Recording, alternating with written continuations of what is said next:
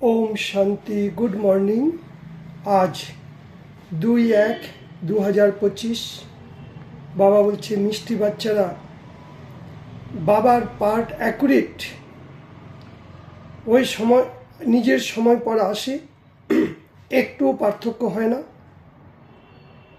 বাবার আসার ইয়াদগার রূপে আমরা কি মানাই? শিব জয়ন্তী, শিবরাত্রি খুব ধুমধাম করে মানাও।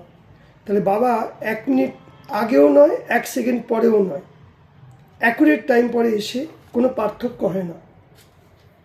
তাই বাবা বলছে এই ড্রামাতে যা কিছু হচ্ছে প্রতিটি সেকেন্ড রিপিট হচ্ছে, আমরা নতুন করে কিছু করছি না।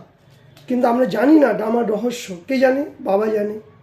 আমরা জন্ম মৃত্যুর চক্রে এসে গেছি, সেই জন্য আমরা ভুলে গেছি। বাবা এসে আমাদের স্মরণ করিয়ে দিচ্ছে। তাই বাবা বলছে এই নাটকে যা কিছু হচ্ছে হুবহু রিপিট করছি, নতুন কিছু নয়। বাবাও সেরকম আসে। বাবা 1 সেকেন্ড আগেও আসে না, 1 সেকেন্ড পরেও আসে না। তাই তোমরা শিবরাত্রি খুব ধুমধাম করে মানাও, সবাইকে বাবার পরিচয় দাও। বাবা প্রশ্ন জিজ্ঞেস করছে কোন বাচ্চাদের বিকর্ম পুরো বিনাশ হয় না কেন?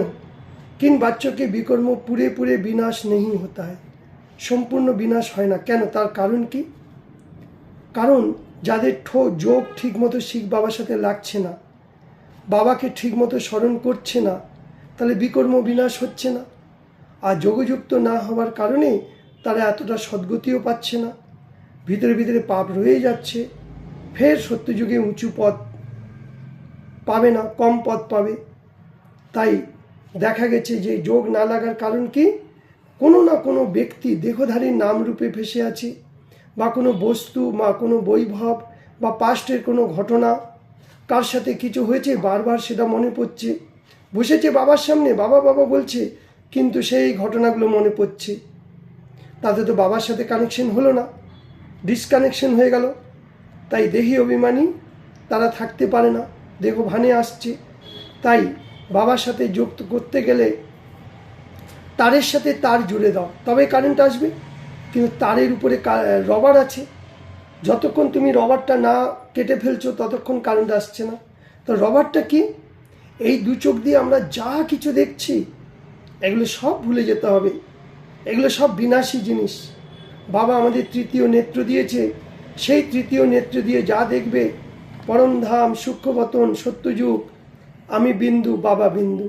বিন্দু হয়ে বিন্দু বাবাকে স্মরণ করো, তবেই বাবার শক্তিগুলো আসবে, তবেই আমাদের বিকর্ম বিনাশ হবে, তবেই আমাদের মনে প্রকৃত খুশি, প্রকৃত শান্তি, প্রকৃত আনন্দ পাব। তাই আজ বাবা বলছে কি দেখো, মানুষ দুঃখের মধ্যে ভগবানকে ডাকে। ভক্তরা কখন ডাকে? যখন দুঃখ পায়, পতিত পাবন এসো। কিন্তু যাকে ডাকছে সে কে, কখন আসে, কিছুই জানে না। মনুষ্য হতেও অ্যাকুরেট কিছুই জানতে পারে না, কারণ সব মানুষগুলো পতিত তমপ্রধান হয়ে গেছে। কামভি কত তমপ্রধান, ক্রোধ, লোভ, মোহ, অহংকার। এই জন্য বাবা এখন অর্ডিন্যান্স জারি করছে, নিষেধাজ্ঞা, কি এখন কাম জিত জগৎজিৎ বনো। যদি তোমরা এখনো পবিত্র না হও তাহলে বিনাশকে পেয়ে যাবে। তাহলে তোমরা পবিত্র হওয়া ছাড়া উঁচু পথ পাবে না। তোমরা পবিত্র হও তাহলে অবিনাশী পথ পেয়ে যাবে। তোমাদের আমি রাজযোগ শেখাতে এসেছি। তাই এখন যেটুকু সময় পাও, রাজযোগ, রাজা, বাবা বলছে তোমরা এক একটা বাচ্চা আমার রাজা বাচ্চা, সেই জন্য আমার সাথে যোগ লাগাও। শিব জয়ন্তীর পর অবিনাশী জ্ঞান রত্নের দোকান খুলেছে। লোকে যেরকম দোকানে কেনা বেচা করে, ঠিক আমরাও তাই।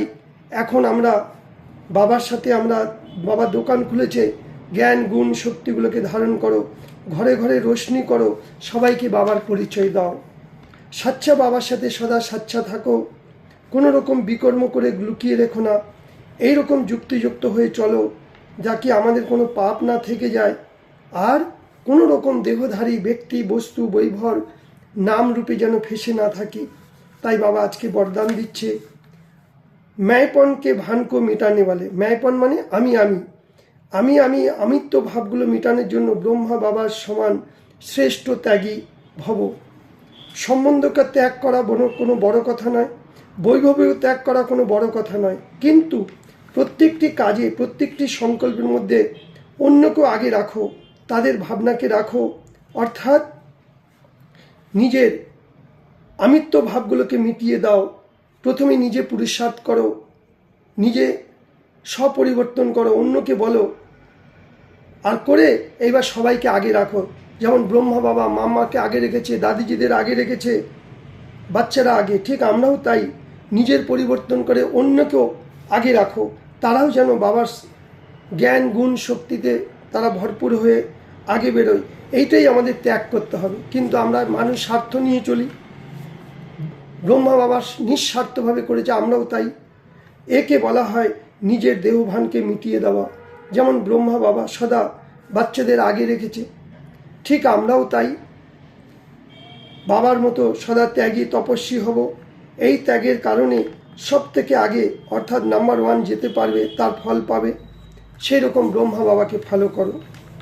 বাবা স্লোগানে বলছে, কারুর অবগুণ দেখো না, ফটসে কিছু করে নুকস নিকাল দেনা, মানে কারুর অবগুণ দেখা, পরনিন্দা পরচর্চার কথা বুদ্ধিতে রেখে এর কথা তাকে, তার কথা ওকে, বাবা বলছে এটাও একটা দুঃখ দেওয়া হয়ে যায় কাউকে। বাবা বলছে এখন তোমাদের কি কাজ, জ্ঞান গুণ শক্তিগুলো পেয়েছো, সেগুলো সারা বিশ্বের আত্মাদের ছড়িয়ে দাও। তার জন্য উঁচি স্টেজ টাওয়ার থেকে সাকাশ দাও। যেমন বড় বড় রাস্তার মধ্যে দেখবে বড় বড় হেডলাইট থাকে, বাজারে শহরে, ঠিক সেরকম আমরাও পরমধামে সূক্ষ্মপতনে লাইট মাইট হয়ে বাবার সাথে সারা বিশ্বকে সাকাশ দাও। উঁচু স্থিতিতে স্থির থেকে সারা বিশ্বকে সুখ